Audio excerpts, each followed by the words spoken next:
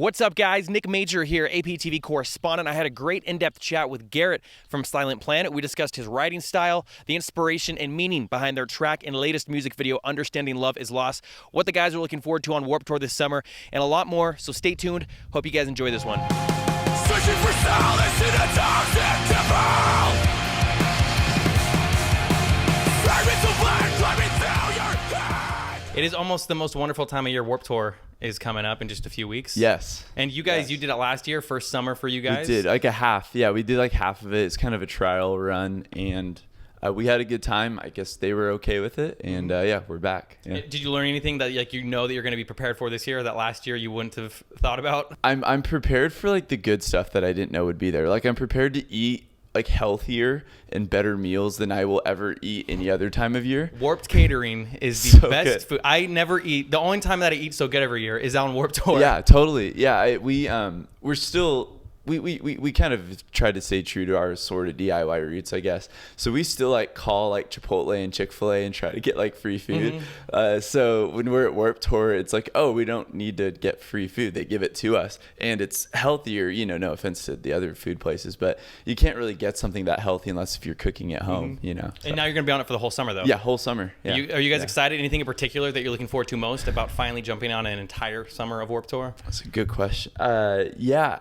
Let's see. I think we're excited to be on this stage that's more geared towards heavy music. We really loved last year kind of being on a stage with like diverse bands and stuff, but it'll be cool also to get in front of people who might naturally, you know, be interested in what we're doing. Because, you know, the Monster, I guess it's called the Mutant stage this year, has a natural draw to it that people go, you know, looking for that kind of music. Whereas last year it was cool, but also sometimes you'd come up after a pop punk band and people weren't really staying for that stage, you know, whereas they kind of do the rotating thing. So it'll be cool. And I think we know a few more bands this year. So that'll be nice. Oh yeah, too. and that'll be because, like you said, the stage is geared definitely towards some of the headier stuff. Were you on the Full Yeah. Sail stage We were, last year? yeah, Full Sail, yeah. Which was a big, diverse stage. Very for diverse, sure. and it was cool. You know, it's like you have some bands that I love, like Safe to Say. They reminded me kind of like an older Brand New, which was cool. And like Pacific's probably like my favorite pop punk band out there. Old Wounds, like thrashy stuff. Oh, those guys you are know, great. With Confidence, a lot of people were really into them. And A lot of pop punk, Broadside, for sure. A lot of pop punk, a lot of, and of course we played with Hail the Sun on that stage.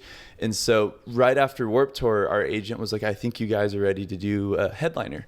And he was like, who would you want to take for direct support? And instantly we were like, Hail the Sun. Because we watched them every, you know, like Those every guys day. are great. I always run into them at stuff out here. Some of them live down this yeah, that's way. right. Yeah, because like Ventura area. Yeah. Totally. Yeah, amazing band. And just like being able to take them out was cool. And I'm really thankful that our listeners, our lovers actually have an interest in diverse music, because even though we're a heavy band, you know, they were super into Hail the Sun, and a lot of new people discovered Hail the Sun, and that was cool that we're allowed to do that as a heavy band, to, you know, have some diversity. Oh yeah, So that's the cool. great thing about music. You kind of blend all your genres with friends together that you make. You can tour together. Exactly. And last summer, you guys had just released your album. Yeah, July 1st, like in the middle of Warped. Yeah, So you guys were on Warped when it came out? we were. Yeah, I think we were leaving Atlanta, heading to some other place. I think North Carolina, maybe. Yeah. So all the songs were fresh and new. Not everybody maybe knew all the stuff. So it'd be cool this summer to go back around to fans that you made that first half. Yeah. They're going to know all this stuff. So that's got to be pretty exciting, knowing that you're going to have old fans, then new fans. It is. Yeah, it is. And it's like, you know,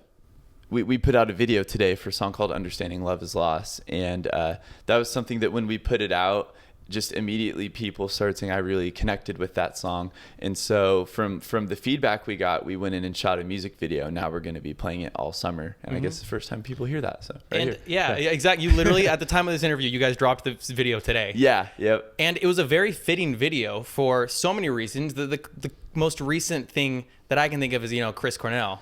Yeah. He just committed suicide, and this song has a huge element of that. One thing that you do with your stuff is you like to footnote I do. your songs I do. so people can really understand where it's coming from. Yeah. And Thanks for noticing that. That's cool. Yeah. I think it's great, because some stuff that I really picked up on was in the footnotes that, this song was literally about particular authors and like artists in the past that had taken their lives. How did you decide to choose the ones you did? You had 4 or 5 artists on there. Yeah. The first 4 lines, like, you know, kind of line, refrain. So the first 4 kind of lines of that song are about different authors who are my favorite authors, and all of them who took their lives, and I kind of saw that pattern.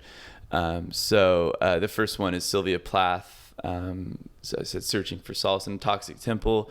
The next one is Fragments of Lead Climbing Through Your Head, which is Ernest Hemingway's Suicide. Stowe's Lodge Your Coat, As You Wade Into the Winter Current, is about Virginia Woolf. And then the last one is the most recent suicide, which is David Foster Wallace, who took his life in, I believe, 2008. Said The Wanton Hanging of the Wise Pale King. When he killed himself, he left a manuscript at his feet called, and it became The Pale King. So that's a reference to him. And I think that he would have been the greatest author of our time. I mean, he still may have been, but his literary just actual genius, like the stuff he writes is like bizarre and fantastic and sad and funny at the same time. And he pretty much broke all the rules of writing. And I always had a literary teacher who said, like, unless if, and she talked about David Foster Wallace, she's like, unless if you are a great, you can't break the rules. You know, like the rules exist for the mortals, and then the people like him can transcend There's it. always the few, like I went to film school and they'd always say Yeah. that, like they'd be like, because then a student would be like, well, Quentin Tarantino did this. And they're like, yeah, he's allowed to. He's Quentin Tarantino. He can do that. But other than that, you don't break the rules. Or those crazy guys can do it. But yeah, totally. It's like first you abide by the rules until maybe you find your genius, you know. Mm-hmm. But his works were all genius, especially I think his most famous Infinite Jest. How did you get your writing process? Because the way that you write stuff, it's almost like out of a history book, because you write stuff very related to actual events that happened. Yeah. What got you starting to do that? So for example, you have this song where you're literally talking about some authors. You have stuff about like war stuff. Mm-hmm. Why is that the approach you've decided to take? That's a great question. I think for me, every song is like a different universe that I kind of get into. And so it takes a long time because it's sort of like every song feels like its own sort of research project. And I think what I'm starting to learn how to do and did a little bit more of this more recent record about mental illness is mix kind of the thoughts and the research on stuff with like emotional reflections. And I'm learning how to sort of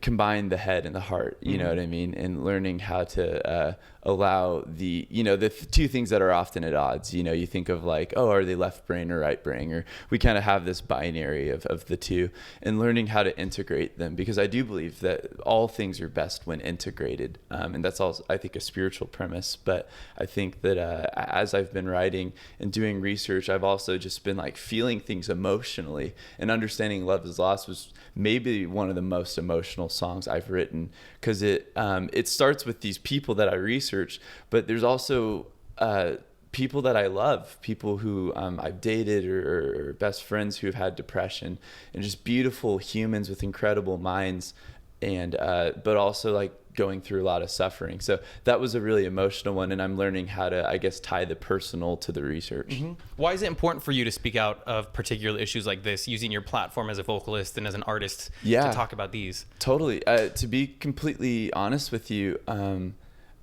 I don't know.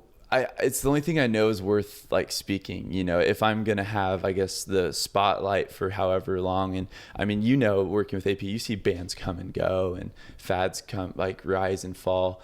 And I think I want to like leave people with something that I think is of substance, you know, and it's not just about me or just about like getting things off my chest, but trying to like look at these different things that are approaching me at shows. Because I love that this genre is about connection. Mm-hmm. It's so much less, at least it should be less about stardom, about like, you can never be like this person, Justin Bieber. No matter how hard you try, they're inherently better than you. Whereas this music scene, what always drew me to it, and I actually wrote this long, I write these long rants on Facebook, but I wrote this long post about a band called Haste the Day, who I loved. And in 2005, their van broke down in my small town of Redding, California, and we never got shows. They hop on a show with my friend who was a folk artist, like playing acoustic stuff. Oh, that's so sick. And they played this metal show, and you got blood on my brother's sweater, and it was just this thing that like, it felt so real, and they just talked to people. And that's like what I hungered, is like an actual connection, actual community. And so I think with Silent Planet, I've always wanted to like not just speak but also listen. And that's why like we have a song about PTSD, because my friend Gerald came up to me at Nashville and told me his story about having PTSD from his time of deployment in Afghanistan. And it's amazing because now Gerald, he's doing so well. And I have veterans come up to me and I can just give them Gerald's phone number. I'm like, text him, like talk to him. He understands it. Yeah, he gets it, you know, like I want to understand, but there's a level, I don't understand what it means to be in the service because I didn't. And thank you for your service, but I don't understand that. And here's my friend Gerald. And I'm like, this is his song. Panic Room is Gerald's song.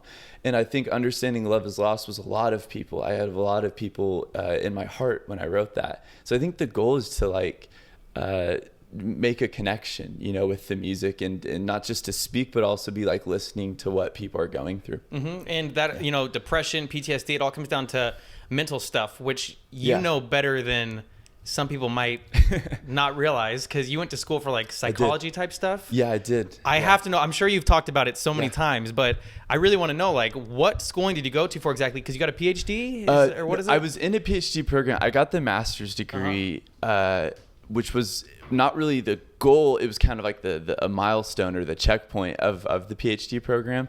And about the time that I got the MA, I just was very aware I either need to do the band or the PhD. I was going to ask next, how did you decide which one? When did you finally decide to take the music path? I decided right before the end of my second year in this like 5-6 year program.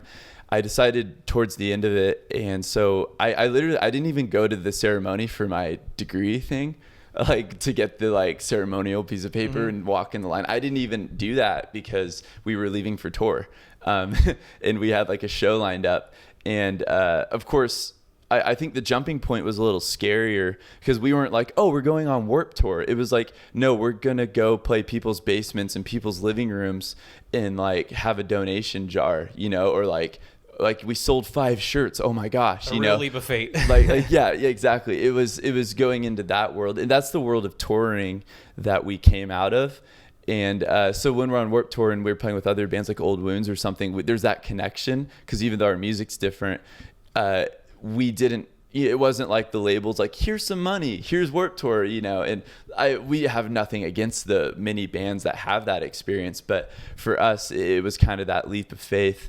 And I kind of saw the other guys making leap of faiths, and it's just like, I feel like this is mine to make. So I did, after getting my MA in psychology, start touring full time and still kind of dabble in online classes, but I usually perform pretty poorly in those because you're focused on other stuff left and right. And it's like, well, there's no Wi-Fi at this Warped Tour, so you know. Oh geez, don't even get me started about that. I did AP so many times. I'm like, no, I can't send the video over. There's literally no internet. I've always wondered that about correspondence, as well as like we sometimes work with media people, and it's tricky, you know. Oh, it's horrible. And sometimes you're in a city and you can go to a Starbucks, but a lot of times you're in a fairgrounds 10 miles away from civilization, you know? And right when the show's done, you're packing up, you're on the bus off to the next spot. Yeah. So it's interesting, but you feel like you definitely made the right choice with pursuing music. I think so. Yeah. It's my passion, and a lot of the people I was in school with are like posting, I'm officially a doctor, you know, and I'm stoked for them, but I don't have that kind of tinge of regret that I thought that maybe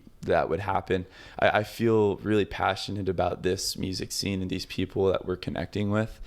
And I know that this is where I need to be, and maybe in another lifetime that'll be what happens, or not. You know, if you ascribe to the multiverse theory, maybe I'm doing that in another universe in this crazy multiverse. But I'm really passionate about that. this. That'll just hurt my brain if we start talking about that. Get into what was that movie with kind of got into the multiverse theory a little bit. It was fairly new in the last few years. Fairly new, yeah. It was about the guy who goes to space. Yes. And like he like weird supernatural stuff happens in his house, and all of a sudden he's in the walls of his house. Yes. Oh, what was that? Connor, do you remember what that Interstellar, movie was?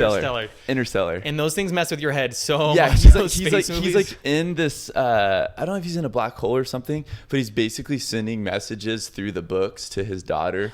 But it is true. If we were conceptually to time travel, it would be space travel, because you know there's that link between time and space, that if you move through space at a certain rate, you are moving through time. What is time? Right, what is time? Or the times that, you know, we finished a tour that we did in China, and then we flew to the Middle East and flew to New York, and it all technically happened in the same day, but it was like 30 hours, and we had to get home the morning before you left. Like, exactly. It's so weird how that all works. The plane goes against time. You guys went to China? We did. How was that? That sounds like a crazy spot. It's funny because people are like, hey, how's Warped Tour? And I'm like, it's hard, don't get me wrong. But after we did China in 2015, and nothing was as grueling as 13 days of sleeping like 2 hours a day, carrying our gear onto speed trains, not knowing where to sit. And people are kind of like pointing at us like, what are you doing? And like, we're like so confused. We don't know what we're doing. And like the humidity is like unreal. And it's like the craziest day of like, you know, Mississippi humidity with like all the heat. So where else would you want to travel if you go anywhere? You've been to China? Where's like the dream tour spot you guys would love to go? Yeah, China and Japan were cool. Anytime we've been in Europe, it blows our minds. You know, we still haven't been to Australia. And it's so funny because we have a store through the cool folks at 2400, and we're selling merch there. Like people are buying it, and we're seeing a real interest. And so I feel like it's a matter of time. And if I look at some of the bands that came out of there, especially like Northlane, I see a bit of a musical similarity. Oh, yeah. So I think that I think it would be really cool to get there. And, you know, Stick to Your Guns played Africa. Did you see that? They played, I saw some of the pictures. Is either Nigeria or Kenya? I think it was Kenya. I think it was Kenya. I think I saw Josh posting some really weird photos of like a naked dude outside the venue or something. Amazing. You know, we were in Europe at the time, and our European booking agent who helped put that Africa thing together, I was like, hey, you're coming out to the show in Oberhausen, Germany? And he was like, I'm in Kenya. And I was like, oh, that's interesting. It must be on like, and then I saw later it was with Stick to Your Guns. You're like, is he on a mission out there? What's he doing? Yeah. Oh, you're with Stick to Your Guns. Exactly. And so that would be amazing. I when I was younger, I lived in Haiti for a bit, and I'd love to go there with our music. Playing in Mexico was amazing too, because two of my guys are fluent in Spanish, and I'm getting there, so that was really special too. Oh, that's rad. This summer is going to be great for you guys. I have a feeling a lot of new people are going to be checking you out all summer long. You got the new video out. The CD is going to be turning a year old. I bet that's crazy. Yeah, I think when it hits a year, it'll officially be weird. And it's also funny because we're like hardcore back in the writing mode right now, working on a new album. And this summer, I'm teaching a creative writing course with Think TEI about you are on Warped Tour, writing. So people can every day. The way that works is there's a tent set up. Yeah. They can go back, sit in, and actually work on. So what's your class exactly that you're going to be doing? So I called it Writing Against the Machine. And it's about creative writing that I think can impact lives, and writing, learning how to construct a narrative that has a message behind it. But like I was saying, isn't just like a preachy thing, because we both know even it's not just religious music that can get preachy. I mean, I've heard a lot of, you know, vegan straight edge things that just felt like they were just yelling words at me. And like where's the story? I believe in narrative. You know, all the movies we watch have a narrative. Like I think music should have narrative. And so I think that we're going to be doing workshops. I'm going to be providing examples.